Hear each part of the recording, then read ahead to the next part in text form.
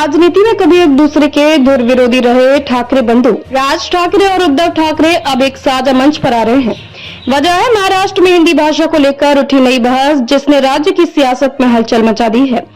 हाल ही में महाराष्ट्र सरकार ने कक्षा 1 से 5 तक के छात्रों के लिए तीसरी भाषा के रूप में हिंदी पढ़ना प्रस्तावित किया।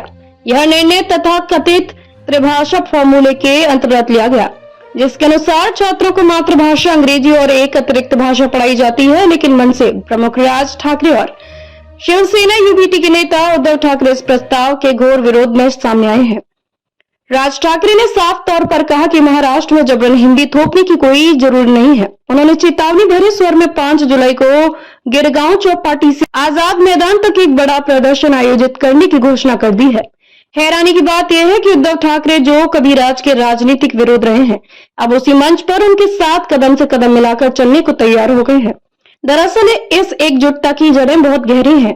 राज ठाकरे की महाराष्ट्र नवनिर्माण सेना को पिछले विधानसभा चुनावों में करारी शिकस्त मिली, जबकि उद्धव की पार्टी को भी मात्र 20 सीटें मिली।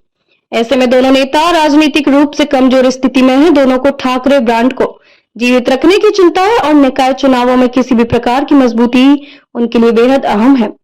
राज ठाकरे पहले ही मीडिया में कह चुके हैं कि ठाकरे और पवार ब्रांड को खत्म करने की साजिश की जा रही है। यही वजह है कि वे इस अवसर को सिर्फ एक भाषा विरोधी आंदोलन नहीं, बल्कि ठाकरे ब्रांड की पुनर्स्थापना के मौके के रूप में देख रहे हैं। हालांकि राज्य के उप मुख्यमंत्री देवेंद्र फडणवीस ने स्पष्ट कर दिया है कि हिंदी किसी भी थोपने की बात नहीं है। उन्होंने कहा कि छात्रों को यह पूरी तरह से स्वैच्छिक रूप से पढ़ाई जाएगी। शिक्षा मंत्री दादा भूसे ने भी राजा ठाकरे से मुलाकात कर बताया कि कक्षा 1 से 2 में हिंदी सिर्फ मौखिक तौर पर पढ़ाई जाएगी और लिखित अभ्यास कक्षा 3 से शुरू होगा। परंतु ऐसा लगता है कि यह स्पष्टीकरण राज और उद्धव को संतुष्ट करने के लिए काफी नहीं है। उद्धव ठाकरे गुट के प्रवक्ता संजय राउत ने पुष्टि की है कि वे 5 जुलाई के मोर्चे में राज ठाकरे के साथ शामिल होंगे।